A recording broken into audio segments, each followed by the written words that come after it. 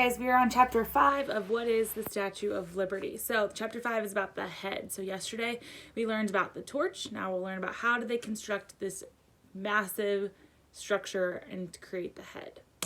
When the Philadelphia Fair ended on November 10th, 1876, the hand and the torch went to New York City. The parts stood in Madison Square Park for over 5 years while the rest of the statue was being built in Paris. That's pretty cool. So they had like a little exhibit in the middle of the park, which is cool. All right. The U.S. Congress voted in 1877 to accept France's statue as a gift. Bedloe's Island was chosen as the site. The U.S. also agreed to build a strong base called a pedestal for liberty to stand on.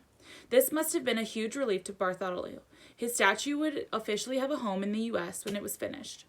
For the Paris Universal Exposition in 1878, Bartholomew's crew finished the statue's head. It was loaded onto a big wagon filled with hay and small branches to cushion it. The 13 strong horses pulled the wagon across Paris to the fairground.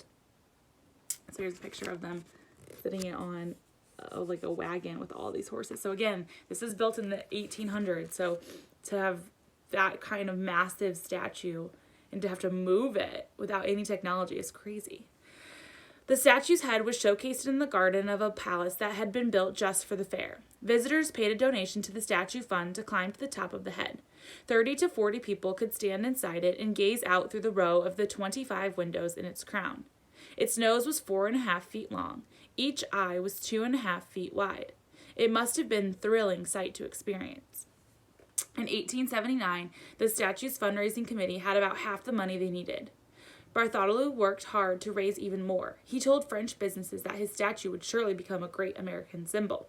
He convinced them to pay money to use the statue's image on their products. There were lotteries where people could buy chances to win money and prizes. There were charity events like operas with the proceeds going into the fund. Small souvenir copies of the statue were sold, some autographed by Bartholomew himself.